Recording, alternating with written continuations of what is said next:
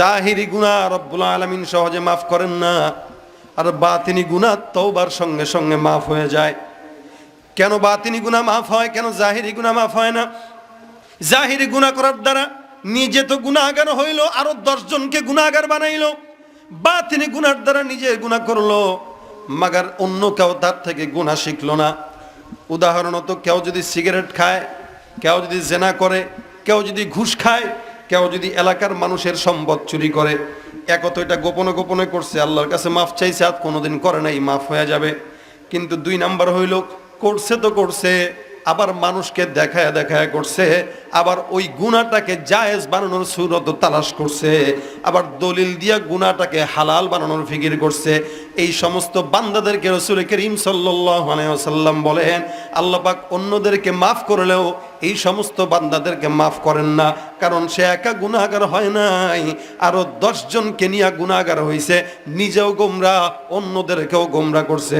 আর বান্দা যদি বাতিনি গুনাহ করে, গোপনে গোপনে গুনাহ, জেনা হয়ে গেল, চুরি হয়ে গেল, রাহাজানি হয়ে গেল, সন্ত্রাস হয়ে গেল, অন্যায় করে ফেললো গোপনে, কেউ তার সাক্ষী রইল না।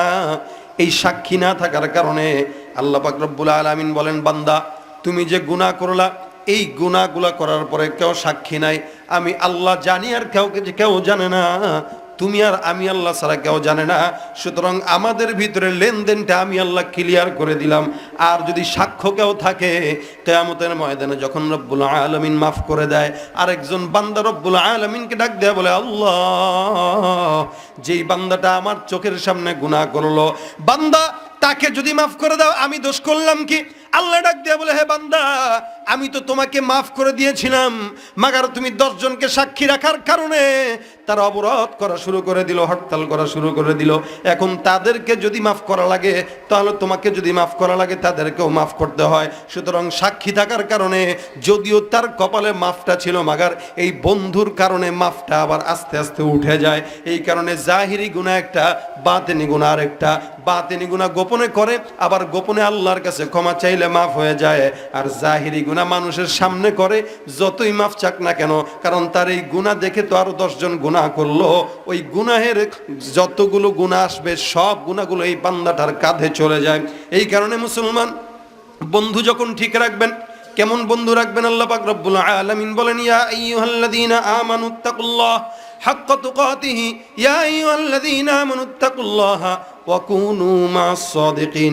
তাকওয়া অবলম্বন করো, আর বন্ধু যদি বানাইতে হয়, সাদিকিন যারা, সৎ যারা, আল্লাহওয়ালা বুজুর্গ যারা, এই সমস্ত বান্দা ছাড়া অন্য কাউকে বন্ধু বানানো দরকার নাই। এই জন্য যুবকরা ভালো তো সমাজ ভালো। আমরা এই এলাকার যুবকদেরকে ভালো দেখতে চাই, এই এলাকার যুবকরা যেন আল্লাহওয়ালা হয়ে যায়, বলেন আমিন। এই জন্য বন্ধু বানানোর ক্ষেত্রে একটু হিসাব নিকাশ করা উচিত। বন্ধুর কারণে নষ্ট হয়। এখন তো দীর্ঘ 2 বছর পরে আমরা স্কুল কলেজ খোলা দেখছি, এখন পরিবেশটা একটু ভালো লাগে দেখতে। বাইরে গেলে স্কুলের ছাত্রছাত্রীদেরকে দেখা যায়, মানে এখন আলাদা একটা পরিবেশ আসছে। কি এই দীর্ঘ 2 বছর এরকম পরিবেশ আগে চোখে পড়ে নাই। 2 বছর পরে, 2 বছর পরে স্কুলের ছাত্রছাত্রীরা একটু ছাড়া পাইছে তো, মোটামুটি যুবক যুবতীরা এখন মাশাআল্লাহ ড্রেস পরে জোড়ায় জোড়ায় রাস্তাঘাটে দেখা যায় এদেরকে, মোটামুটি খুব ফ্রি এখন।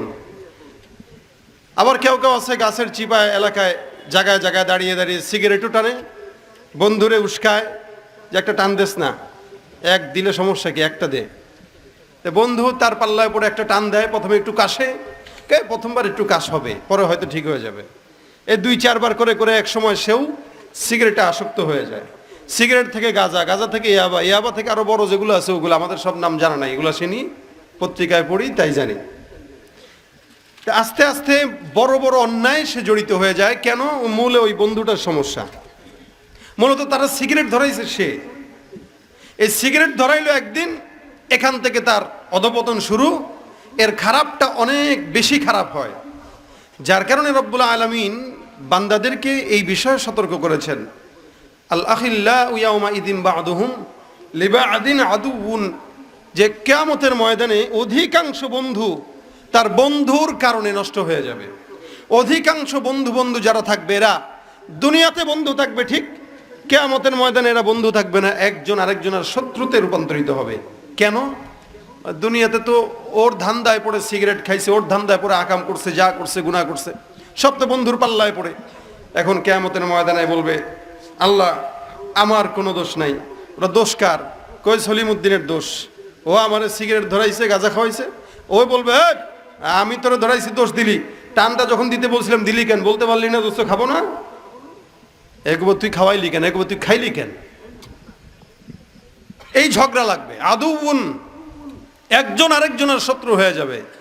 তবে হ্যাঁ, ইল্লাল মুত্তাকুন, শুধুমাত্র মুত্তাকিরা ছাড়া, যারা হাফেজে কোরআনকে বন্ধু বানিয়েছে, যারা আলেমে দ্বীনকে বন্ধু বানিয়েছে, যারা নামাজিকে বন্ধু বানিয়েছে, যারা জিকির ওয়ালাকে বন্ধু বানাইছে, যারা হাজিকে বন্ধু বানাইছে। হাজি ওই টাইপের হাজি হইতে হবে যে হাজি আল্লাহর জন্য হজ করছে। তো এরকম আখলাকওয়ালাদেরকে যারা বন্ধু বানাবে, মুত্তাকিরা ছাড়া বাকি সব বন্ধু একজন আরেকজনের শত্রু হয়ে যাবে। শুধুমাত্র এখানের বন্ধুত্বের খারাপির কারণে ওখানের শত্রু। আর মুত্তাকিরা কি হবে? রাসূল বলেন আলমার উমা আমান আহাব্বা। মুত্তাকি একজন একজনকে যখন বন্ধু বানাবে, মসজিদের ইমাম, মাদ্রাসার হাফেজ, আলেমে দ্বীনকে যখন বন্ধু বানাবে, তখন কিয়ামতের ময়দানে যেয়ে বলবে আল্লাহ আমার তো কোনো পুঁজি নাই, আমার কিচ্ছু নাই, এরপরও মালিক তোমার একজন কোরআনের খাদেমকে বন্ধু বানাইছিলাম, তোমার একজন হাফেজে দ্বীনকে বন্ধু বানিয়েছিলাম, হাফেজে কোরআনকে বন্ধু বানিয়েছিলাম, আল্লাহ এই উসিলা তো জান্নাত দিবা। তখন আল্লাহ পাক রব্বুল আলামিন, রাসূল বলেন একজন হাফেজ এমন 10 জনকে জান্নাতে নিয়ে যাবে যাদের উপরে জাহান্নাম ওয়াজিব ছিল। খুঁজে খুঁজে বের করবে, এই কারে কারে বন্ধু বানাইছিলাম দেখি তো, কারা কারা ঝামেলা আছে দেখি তো। এদিক সেদিক তাকায় দেখবে ওই বন্ধুটা, আরে দোস্ত তুই না আমার সাথে চললি, বলে হ্যাঁ আমলের কারণে তো জাহান্নামী হয়ে গেছে। তখন আল্লাহকে বলবে আল্লাহ এই লোকটা আমাকে অনেক মহব্বত করতো, এই যে আজকে যারা মাদ্রাসায় দান করেছেন, টাকা দিয়েছেন, অথবা কোনো মসজিদের সাথে সম্পৃক্ততা, কোনোভাবে ওলামা একরামের সাথে সম্পৃক্ততা, ভালো মানুষের সাথে সম্পৃক্ততা যদি থাকে, ডাক দিয়ে বলবে আল্লাহ এ তো ভালো জিনিসের সাথে সম্পর্ক ছিল, মসজিদের সঙ্গে তাআল্লুক ছিল, মাদ্রাসার সঙ্গে তাআল্লুক ছিল। আল্লাহ বলবেন ঠিক আছে, যেহেতু আমার দ্বীনের সাথে সম্পৃক্ত ছিল, দ্বীনের উসিলায়, সম্পৃক্ততার উসিলায়, ভালোর উসিলায় আমি তাকে ওই ভালোর সঙ্গে জান্নাত দিয়ে দিলাম। বাস সুবহানাল্লাহ, জোরে বলেন না। এই জন্য রাসূল করিম সাল্লাল্লাহু আলাইহি সাল্লাম বলেন আল মারউ মা'a মান আহাব্বা, যার সঙ্গে যার ভাব তার সঙ্গে তার কিয়ামত। এখন যুবক যারা আছেন, বন্ধু কি সিরা প্যান্ট পলারে বানাবেন নাকি মেয়েদেরকে বানাবেন সেটা আপনার হিসাব। সিরা প্যান্টওয়ালা মানে সমাজের ভিতরে সিরা প্যান্টওয়ালা কিছু মানুষ দেখা যায় যারা টাকা দিয়া সিরা প্যান্ট কিনে। এই টাইপের কিছু বলদ আছে না নাই? টাকা দিয়ে সিরা প্যান্ট কিনে, এটা তো ফ্রি দিলেও পরার কথা না, কিন্তু এটা 3000 টাকা দিয়ে কিনে, আবার গর্ব করে বলে যে এটা স্টাইল।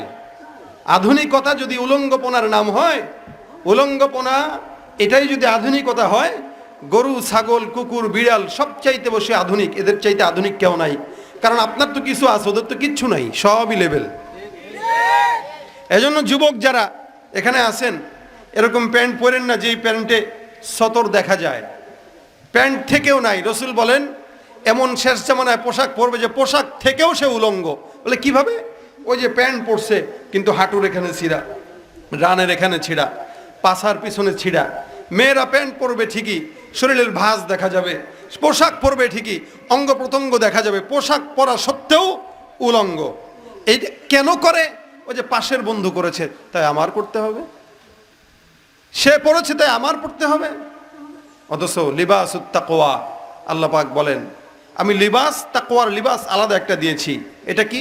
সুন্নতি লিবাস, যেটা রাসূল সাল্লাল্লাহু আলাইহি ওয়াসাল্লাম পরে গেছেন। পাগড়ি, পাঞ্জাবি, জুব্বা বা যাই বলেন, সুন্নতি লিবাস, এগুলো হচ্ছে তাকওয়ার লিবাস। তো এগুলো বন্ধুর কাছে শিখলেই না পাবে। একজন আলেমের সাথে যদি আপনি ডাক্তার হয়েও চলাফেরা করেন, তাহলে আপনার সুরত আলেমের মতো হয়ে যাবে। আপনি চিন্তা করবেন আমি আলেমের সাথে ঘুরি, আমার চেহারা হালত যদি এই হয়, মানুষ কি বলবে? বর্তমান সময়ে আমরা মুসলমান দাবি করি ঠিক, আমাদের ভিতরে মুসলমানিত্ব ছিটে ফোটাও নাই। আমরা মুসলমান দাবি করি, নামাজি দাবি করি, নামাজের কাছেও যাই না, রমজান মাস রোজা রাখি না, জাকাত ফরজ জাকাত দেই না, হজ করি না, কাউকে যদি সম্পর্ক ভালো রাখতে হয় ভালো তো রাখি না, বরং 1 টাকা 2 টাকার জন্য একজন আরেকজনকে হত্যা করতেছি, এরপরও নিজেকে মুসলমান দাবি করি। দাবি করার নাম মুসলমান না। মুসলমানিত্ব যার ভিতরে থাকবে, খাঁটি মুসলমান সেই ব্যক্তি, ঠিক কিনা জোরে বলেন? দাবি করার নাম মুসলমান না, মুসলমানিত্ব যার ভিতরে থাকবে, খাঁটি মুসলমান সেই ব্যক্তি, ঠিক কিনা জোরে বলেন?